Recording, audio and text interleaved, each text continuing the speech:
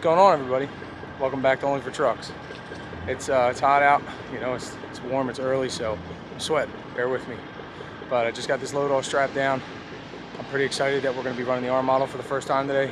Get a load behind it, see how she does. If you guys watched the last video, I got that shift tower in there too, so I'm really excited to see how it shifts and how it runs with the load behind it, because this one's a little heavy. It'll be fun to see. If you guys didn't watch the first video of me bringing this truck back from North Dakota, it is an 89 R model Mack. It has an E6 350 with a 13-speed Fuller. I don't know what ratio gears are in the rear, but I know they're 44,000 pound rears. Truck was said to be set up for heavy haul. It has the lift axle. We plan to move, you know, low bed with it and run equipment, but we just wanted to get it under a flatbed for now, just kind of get our feet wet, see what the truck does, because other than the ride home from North Dakota, which it did great, we haven't seen what it could do with the load on. So it could be a total slug, you know, we'll see. But I got all this strapped down. We're going to hit the road. I'm going to see what kind of camera angles I can get for you guys today, because I really would like to show off the pipe and the smoke, because this one sounds good. So I'm pretty excited. Let's get right to it. All right, guys, so hopefully that camera's not too high. Hope you guys can see a little bit. Get ready to pull out of the yard here. I am going up the Jersey Turnpike. They told me mile marker 91.3 southbound in the car lanes. So I'm going to have to go up past that, the next exit, flip, and get back in the car lanes. I'll call the customer once I get closer. But yeah, I jacked the truck real hard here in the yard. Took a look at where the mud flaps in the back of the tractor hits the landing gear and the front of the trailer, by the bulkhead here, by the hydraulic tank, and everything was clear. It's really tight on the mud flaps, but everything was clear, nothing hit. So I really hope that's how it goes moving forward. I'm going to keep my eye on it just to be safe, because it does worry me a little bit. But yeah, like I said, day one, never ran this truck before, so really excited to see what it does. And I'm not looking at you guys, I'm looking at the mirror behind you, so bear with me on that.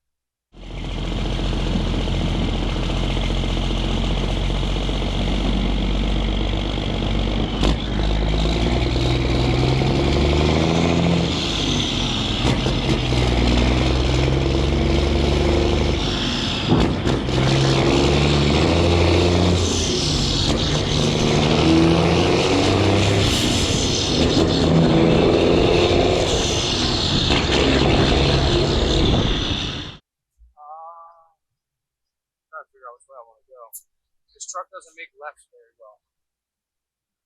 Not at all. So that's another thing. With it not making lefts too well, I'm trying to learn, you know, what I can and can't do with this truck as far as turning it goes. I'm not like super comfortable or confident yet, so I just can't go swinging turns like I know where it's going to go, because I don't. And I don't want to sell myself short, so.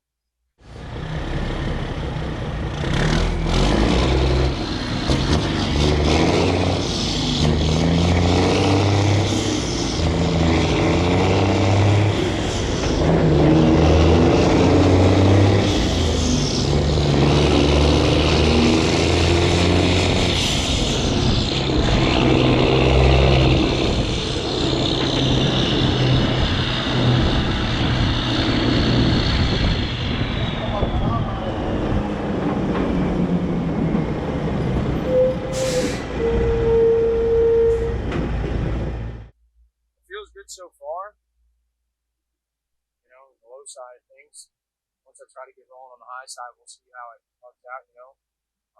Brake pedal, it's not hard to push, but like it takes a second for the brakes to apply. I can't explain it, but I don't love it. I might look into replacing, I think it's the Schrader valve and foot valve under there.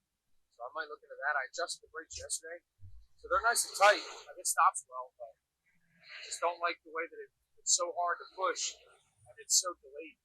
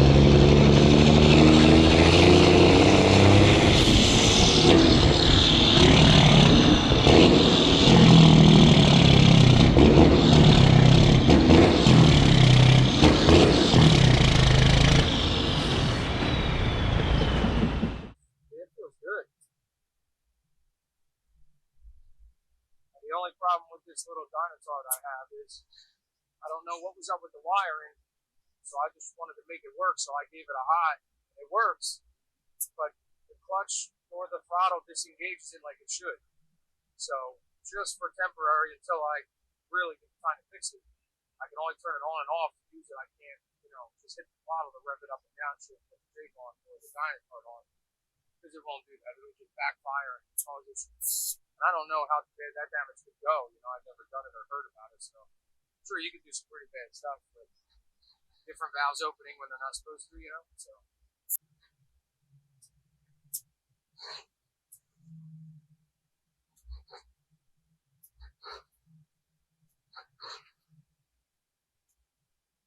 That was just to show you guys what can be done. Mess around with the switch. It's annoying though. And the Dynatar doesn't work as well as it needs, so gotta kind of make it work, do what it does.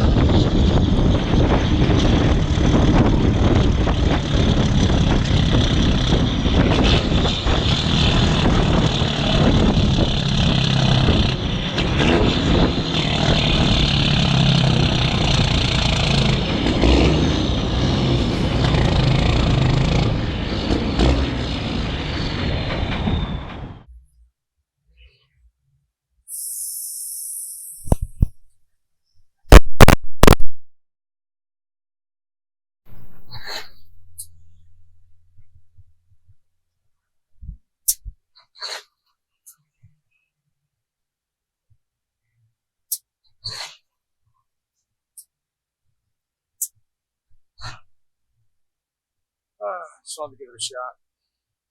Not too bad. Smokes a lot. I love that. It's awesome.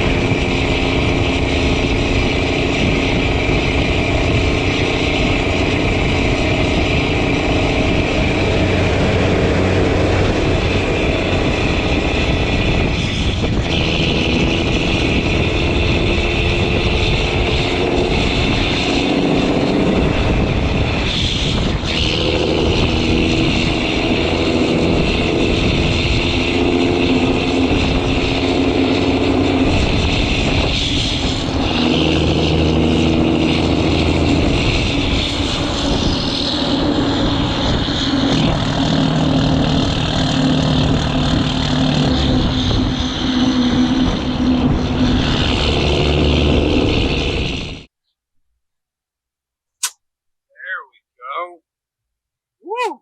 What I was waiting for. That feels good.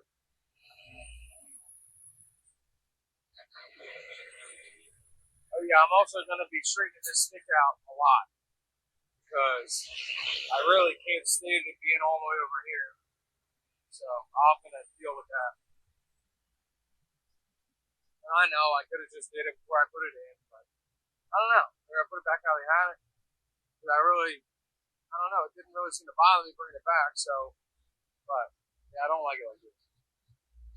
Alright guys, so I just turned around here at exit 12 on the New Jersey Turnpike. I gave the customer a quick call and swapped batteries out on the GoPro. So I'm going to be getting back on southbound and he told me to go past exit 11 and then it'll be the first behind the barrier on the right hand side down the front. But hopefully it's enough to spot, do it.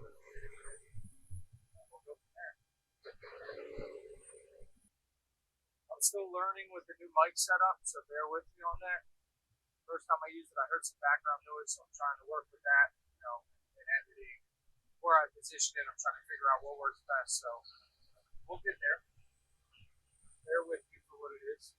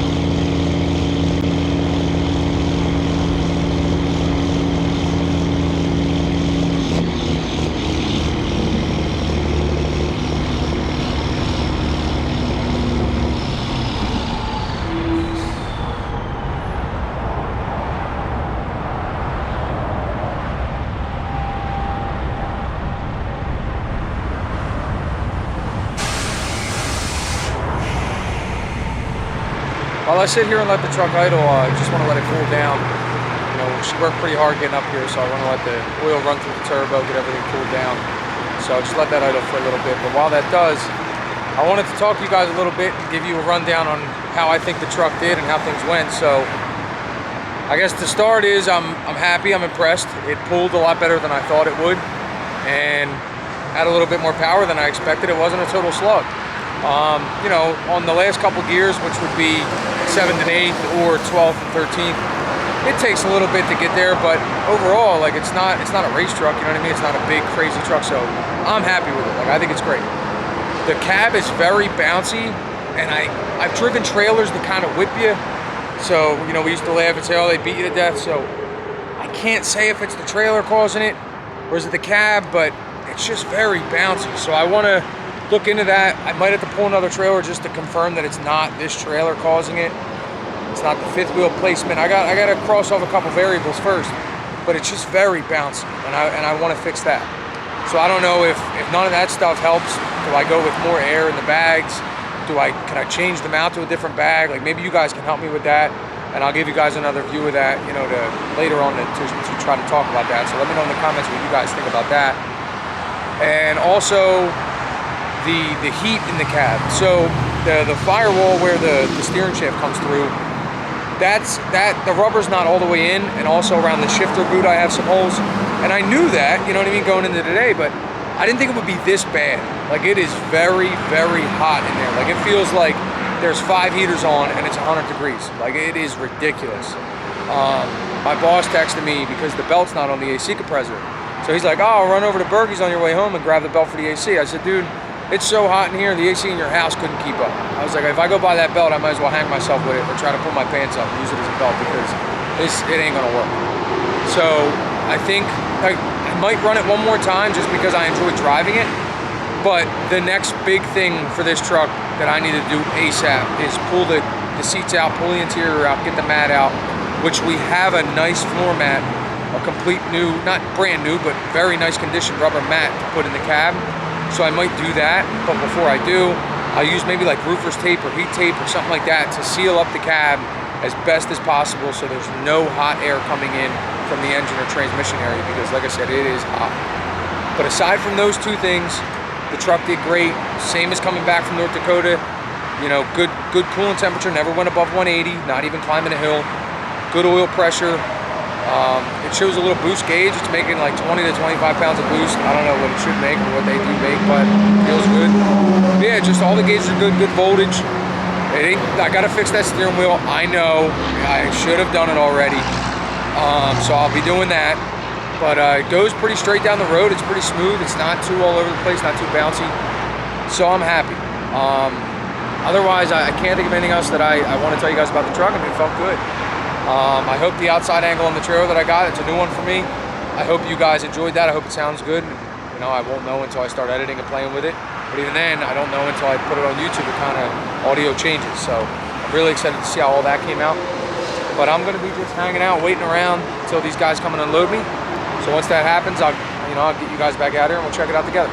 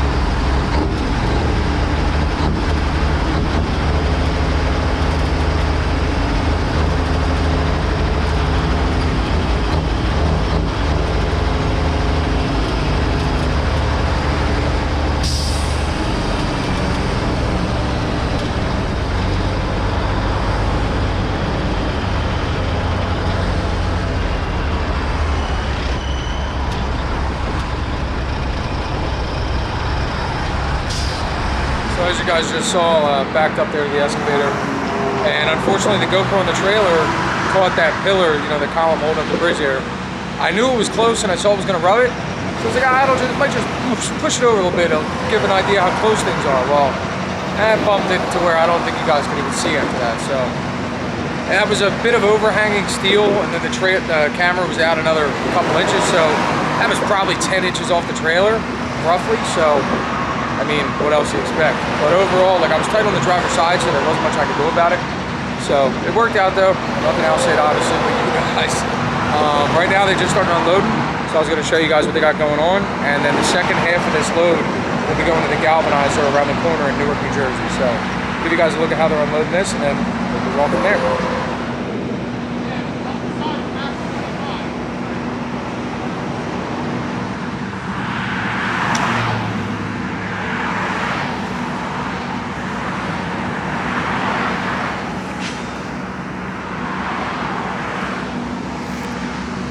So this is what kind of sucks, guys. Like, sometimes the bundles are so tight and, you know, all wrapped up and with each other, they have to separate them and move them around and get them up and out. So it's difficult. It can be a process.